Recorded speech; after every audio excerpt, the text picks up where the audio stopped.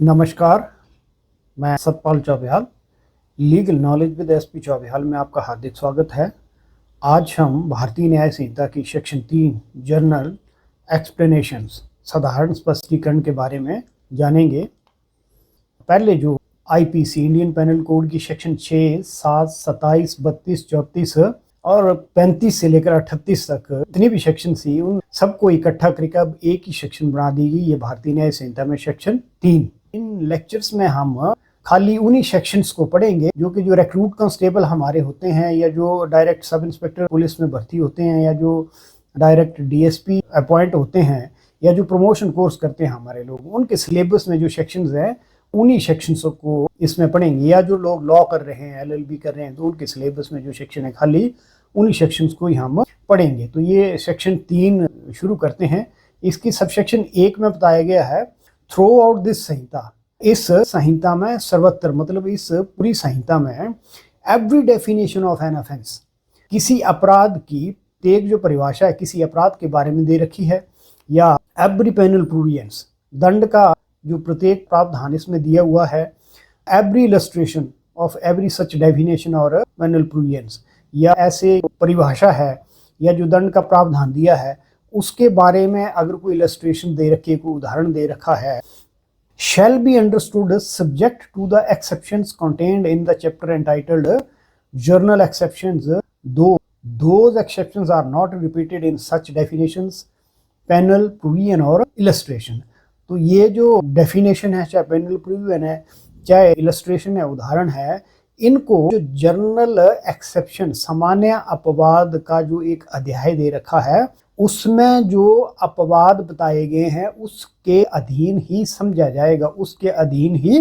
पढ़ा जाएगा। ये जो जर्नल एक्सेप्शन है चैप्टर 3 सेक्शन 14 से लेकर सेक्शन 44, सेक्शन 14 टू सेक्शन 44 तक सेक्शंस दे रखी हैं। उन सेक्शंस में वो परिस्थितियां बताई हैं कि जिसमें कोई व्यक्ति कोई कार्य करता है, भले उसके कार्य द्वारा किसी दूसरे व्यक्ति को हानि भी पहुंचती है, लेकिन उसके द्वारा किया गया कार्य वो अपराध की श्रेणी में नहीं आता है। ऐसी परिस्थितियां जनरल एक्सेप्शंस में बताई गई हैं। उनका कार्य क्यों अपराध की श्रेणी में नहीं आता है? क्योंकि वो उस काम को जो है गुड फेथ में करते हैं, नेक नीति से करते हैं, कोई बैड इंटेंशन उनकी नहीं होती है। फॉर एग्जाम्पल, जैसे सेक्शन 34 से लेकर 44 तक प्रत्येक व्यक्ति को जो आत्मरक्षा का अधिकार दिया हुआ है, और उसमें ये बताया कि आत्मरक्षा के अधिकार का प्रयोग करते हुए कोई व्यक्ति अगर कोई कार्य करता है तो अपराध की श्रेणी में नहीं आएगा। या सेक्शन 20 है हमारी, उसमें बताया गया कि 7 साल से कम उम्र के बच्चे द्वारा किया गया कार्य अपराध की श्रेणी में नहीं आएगा। ये सेक्शन 22 है, उसमें बताया गया है कि अगर कोई व्यक्ति पागल है और पागलपन की अवस्था में उस कार्य के परिणाम को समझने में असमर्थ है और फिर वो ऐसा कोई कार्य करता है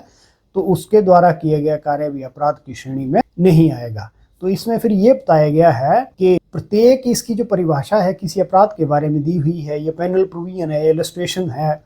तो उसको जर्नल एक्सेप्शन के जो चैप्टर है उसके अनुरूप ही पढ़ा जाएगा जो उसमें सामान्य अपवाद दिए हुए हैं। फॉर एग्जाम्पल, मान लो जैसे मैंने आपको बताया कि 7 साल से कम उम्र के बच्चे द्वारा किए गए कार्य अपराध की श्रेणी में नहीं आएगा, ऐसा सेक्शन 20 में बताया गया है। अब चोरी की डेफिनेशन है, चाहे लूट की, चाहे मर्डर की डेफिनेशन है, उसमें भले ही ये चीज़ नहीं लिखी है, लेकिन उस चोरी की डेफिनेशन को या उसका जो दंड दिया है उसको, या फिर मर्डर की डेफिनेशन को या मर्डर का जिसमें दंड दिया है उसको हमने इस जर्नल एक्सेप्शन के चैप्टर के मद्देनजर ही पढ़ना है। भले उसमें नहीं लिखा है कि भी 7 साल से कम उम्र के बच्चे द्वारा किए गए कार्य अपराध नहीं है, तब भी उसको वैसा ही समझा जाएगा, वहाँ भी ये चीज़ लागू होगी।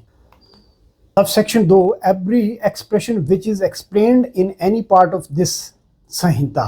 is used in every part of this Samhita in conformity with the explanation। तो सबसेक्शन 2 में क्या बताया गया है कि प्रत्येक पद जिसका स्पष्टीकरण इस संहिता के किसी भाग में दिया गया है, कोई भी प्रत्येक पद जो जिसका स्पष्टीकरण इस संहिता के किसी भाग में दिया गया है उसको उस स्पष्टीकरण के अनुरूप ही समझा जाएगा। फॉर एग्जाम्पल, मान लो कि एक सेक्शन दे रखी है और उस सेक्शन के नीचे उसकी एक्सप्लेनेशन दे रखी है, तो उस सेक्शन को उस एक्सप्लेनेशन के साथ मिलाकर ही पढ़ा जाएगा और साथ मिलाकर ही जो उसका अर्थ लिया जाएगा। सेक्शन को और एक्सप्लेनेशन को अलग अलग नहीं पढ़ा जा सकता। तो प्रत्येक पद जिसकी कोई एक्सप्लेनेशन इस संहिता के किसी भाग में दे रखी है तो उस भाग को उस एक्सप्लेनेशन के अनुरूप ही समझा जाएगा या पढ़ा जाएगा।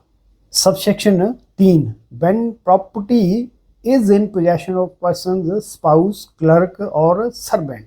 On account of that person, it is in that person possession within the meaning of this संहिता। सबसेक्शन 3 में क्या बताया गया कि किसी व्यक्ति की जो प्रॉपर्टी है उसकी तरफ से उसके स्पाउस के पास है, क्लर्क या सर्वेंट के पास है, तो इस संहिता के अर्थों में वो संपत्ति उसी व्यक्ति की ही रहेगी। अगर कोई महिला अपनी संपत्ति जो उसकी संपत्ति है रखने के लिए अपने पति को देती है, क्लर्क या अपने नौकर को देती है, तो उस महिला की ही संपत्ति मानी जाएगी इस संहिता के अर्थों में। इसी प्रकार अगर कोई पुरुष अपनी संपत्ति रखने के लिए अपनी पत्नी को देता है, क्लर्क को देता है या नौकर को देता है, तो इस संहिता के अर्थों में उस पुरुष की ही वो संपत्ति मानी जाएगी। तो सबसेक्शन 3 में क्या बताया गया है कि अगर कोई व्यक्ति अपनी संपत्ति रखने के लिए स्पाउस को दे रहा है, क्लर्क को दे रहा है, सर्वेंट को दे रहा है, तो इस संहिता के अर्थों में वो संपत्ति उसी व्यक्ति की ही रहेगी। Explanation, a person employed temporarily और on a particular occasion in the capacity of a clerk or servant is a clerk or servant within the meaning of this subsection। कि अगर किसी व्यक्ति को मान लो टेम्परेरी या किसी विशेष मौके पर जो क्लर्क या सर्वेंट रखा है, तो भी वो इस सबसेक्शन के अनुसार क्लर्क या सर्वेंट ही माना जाएगा। मतलब मान लो किसी व्यक्ति को एक दिन के लिए क्लर्क रखा या सर्वेंट रखा, या किसी एक ओकेजन पर क्लर्क या सर्वेंट रखा और फिर उसको संपत्ति रखने के लिए दी, तब भी वो संपत्ति उसी व्यक्ति की मानी जाएगी जिसने उसको रखने के लिए दी है। Subsection 4, in every part of this Sanhita except where a contrary intention appears from the context, word which refer to act done extend also to illegal omission। तो सबसेक्शन 4 क्या बताती है कि जब तक कि संदर्भ से प्रतिकूल कोई आशय प्रतीत ना हो, तो इस संहिता में प्रत्येक भाग में कोई कार्य किया गया है उसके लिए कोई जो प्रयोग किया गया हो इलीगल ओमिशन के लिए भी माना जाएगा, वो अवैध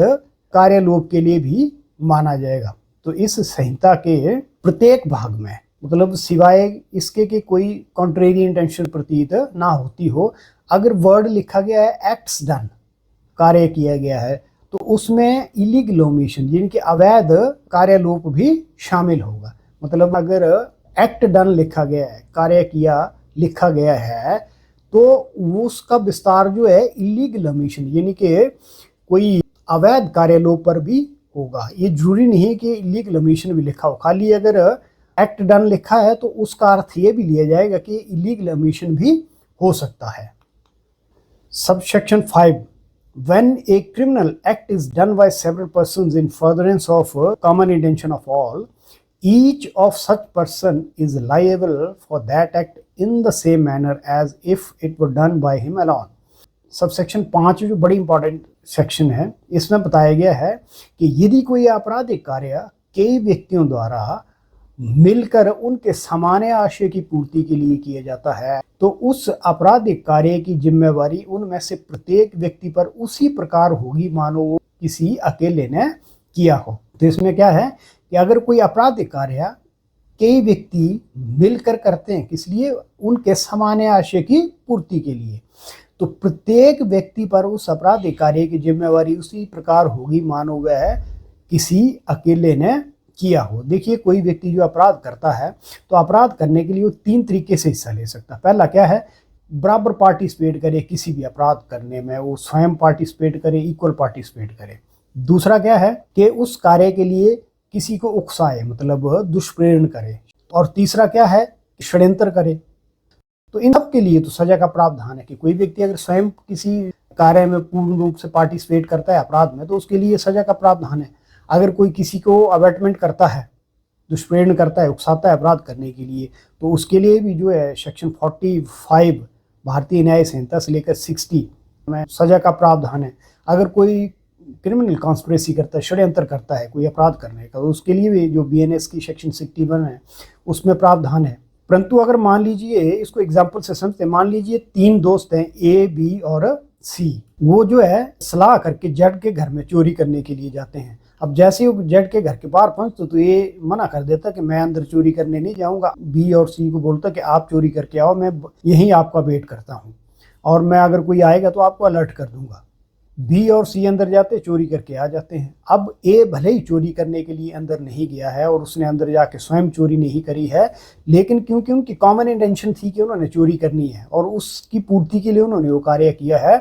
तो तीनों को इसका बराबर का हिस्सेदार ये सेक्शन बोलती है माना जाएगा। इसी तरह मान लीजिए एक और एग्जांपल लेते हैं कि तीन दोस्त हैं ए बी सी, वो सलाह करते हैं कि उनका एक दुश्मन है जेड, उसके साथ मारपीट करनी है अभी। अब तीनों चले जाते हैं, ए और बी खाली हाथ हैं, सी के हाथ में डंडा है। ए खाली गाली गलौज करता है, बी जो है वो जेड को थप्पड़ मारता है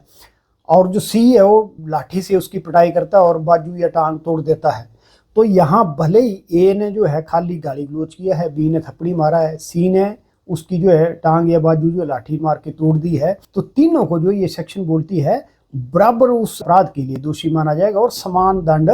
मिलेगा। ये सेक्शन बेसिकली इसीलिए बनाई गई, अदरवाइज अगर ये सब सेक्शन में ही बनी होती तो उन तीन लोगों को दंडित करना जो है ना मुश्किल हो जाता, कि एक बोलता मैंने तो खाली गाली गलौज किया, दूसरा बोलता मैंने खाली थप्पड़ मारा है। लेकिन इस सब सेक्शन 5 ने क्या बताया कि अगर कोई आपराधिक कार्य कई व्यक्तियों द्वारा उनके सामान्य आशय की पूर्ति के लिए किया जाता है, लाइबिलिटी सारे की बराबर होगी। फिर किसने कितना पार्ट लिया है कितना पार्ट नहीं लिया है ये मायने नहीं रखता है। Subsection 6, whenever an act which is criminal only by reason of its being done with a criminal knowledge or intention is done by several persons, कि कोई कार्य मात्र इसलिए आपराधिक कार्य है क्योंकि उसको जो है आपराधिक ज्ञान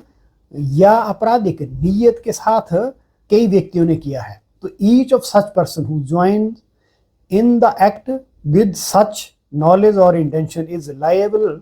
for the act in the same manner as if the act were done by him alone with that knowledge or intention। तो जो भी व्यक्ति उस आपराधिक नीयत और उस आपराधिक ज्ञान के होते हुए उन लोगों में शामिल होता है उस काम को करने के लिए,